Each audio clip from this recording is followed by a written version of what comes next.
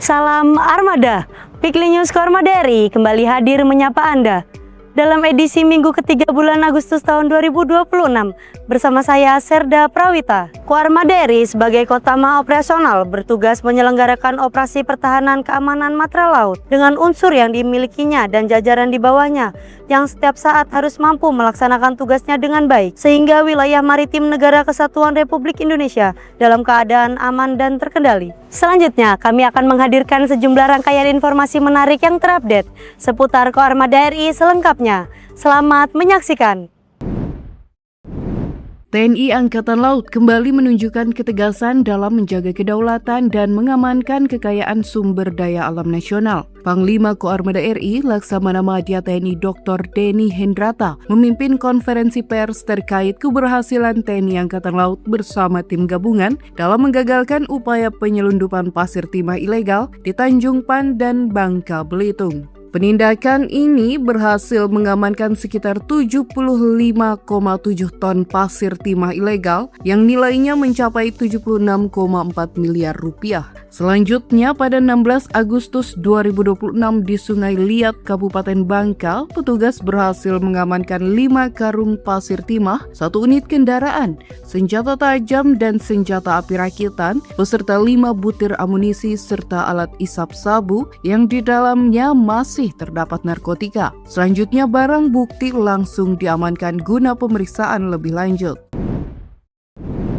Bencana alam kembali melanda Indonesia dengan gempa berkekuatan magnitudo 7,7 berpusat di Kabupaten Nagekeo, Nusa Tenggara Timur. TNI Angkatan Laut melalui Koarmada RI bertindak cepat dengan membentuk Angkatan Tugas Penanggulangan Bencana Gempa NTT. Pangkoarmada RI sebagai pimpinan menunjuk Pangkoarmada II sebagai Komandan Gugus Tugas dengan Dan ST Laut dan Guskamla Koarmada II dan Dan ST Darat dan Koda RL 7. Dalam waktu singkat, aksi nyata segera dilaksanakan. KRI Dr. Suharto 990 bergerak dengan membawa bantuan kemanusiaan yang dihimpun dari TNI Angkatan Laut, pemerintah dan masyarakat. Bantuan tersebut meliputi 1.955 ton beras, 1.278 dus mie instan, 350 dus air mineral, 31 dus susu kemasan, 20 dus biskuit, 55 dus perlengkapan kebersihan, 61 lembar selimut, 148 dus pakaian layak pakai,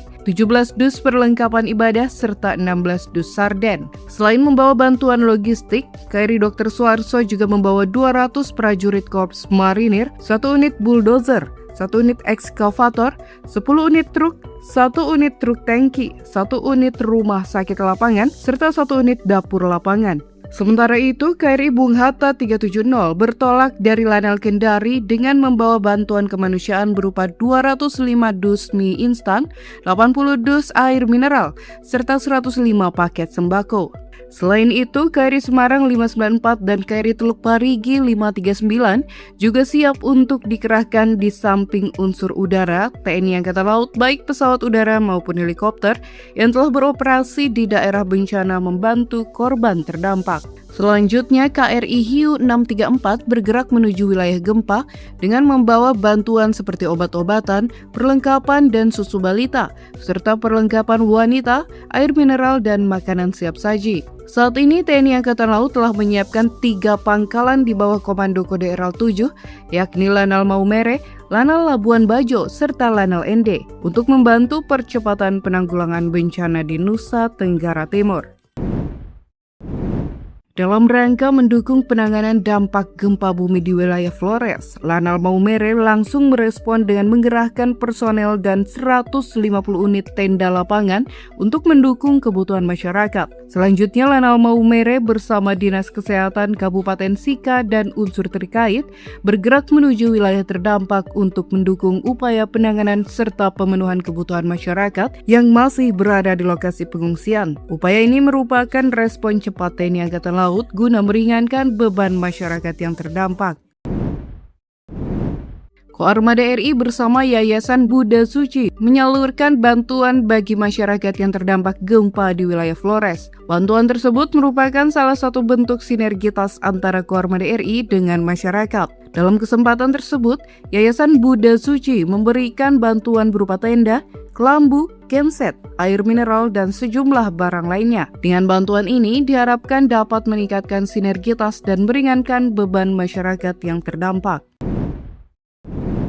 Panglima Koarmada RI Laksamana Madya TNI Dr. Denny Hendrata menghadiri apel kehormatan dan renungan suci yang dipimpin Presiden RI Prabowo Subianto di TMPNU Kalibata, Jakarta Selatan. Usai kegiatan tersebut, pada keesokan harinya, Panglima menghadiri upacara peringatan detik-detik proklamasi kemerdekaan ke-81 Republik Indonesia di Istana Merdeka, Jakarta. Sementara itu, personil Koarmada RI menggelar upacara di lapangan Arafuru, Markas Komando Armada RI Jakarta Pusat. Kasko Armada RI, Laksamana Muda TNI Heri Triwibowo SEMSI, bertindak sebagai inspektur upacara, sekaligus membacakan amanat Panglima TNI, Jenderal TNI Agus Subianto SEMSI. Mengusung tema nasional, Indonesia Berdaulat, Adil, dan Makmur. Peringatan HUT ke-81 kemerdekaan menjadi momentum untuk memperkokoh semangat juang, disiplin, dan pengabdian prajurit dalam menjaga keutuhan serta kedaulatan Negara Kesatuan Republik Indonesia. Rangkaian kegiatan ditutup dengan pemberian hadiah kepada para pemenang berbagai perlombaan yang digelar untuk memeriahkan HUT ke-81 kemerdekaan Republik Indonesia. Dalam rangka HUT ke-81 kemerdekaan Republik Indonesia dan HUT penyelam TNI Angkatan Laut, personil TNI Angkatan Laut menyelenggarakan upacara pengibaran bendera merah putih dari dasar laut di sejumlah titik. Di perairan Pasir Putih Situbondo, 81 penyelam dari berbagai organisasi dan sejumlah warga negara asing turut mengibarkan bendera merah putih di bawah air. Selain upacara bendera dan pembacaan teks proklamasi, dilaksanakan juga pertunjukan tarian Tali Gelang Soko yang berasal dari Madura yang dibawakan oleh personil TNI Angkatan Laut. Sementara itu, di dasar Laut Morotai, tepatnya di perairan Pulau Metita, juga dilaksanakan upacara pengibaran bendera merah putih. Kegiatan ini diikuti 31 penyelam yang terdiri dari personel pemerintah daerah, prajurit Lanal Morotai, komunitas selam, pengelola resort, dan juga wisatawan. Selanjutnya, Lanal Banten bersama Pulau Merak Besar Squad melakukan pembentangan bendera merah putih berukuran 40 x 25 meter di perairan Selat Sunda, serta pelepas liaran 25 ekor tukik, 1 penyu dewasa, dan transplantasi 200 fragmen terumbu karang. Pengibaran merah putih di bawah laut bukan sekedar bentuk rasa syukur atas kemerdekaan Indonesia, tetapi juga menjadi simbol persatuan dan kesatuan seluruh lapisan masyarakat, serta kecintaan terhadap ekosistem maritim. Kegiatan tersebut sekaligus memperkuat sinergi TNI Angkatan Laut dan masyarakat dalam menjaga kedaulatan wilayah laut Indonesia, serta memperkenalkan keindahan dan wisata bahari. Demikian berita yang tersaji dalam Weekly News Koarmada RI minggu ini. Terus ikuti informasi terupdate kami hanya di akun resmi Koarmada RI. Koarmada RI mempersatukan kekuatan laut Nusantara. Eka pada Banda Jalanusa, Maritim Jaya Indonesia Maju, Jaleseva Jaya Mae.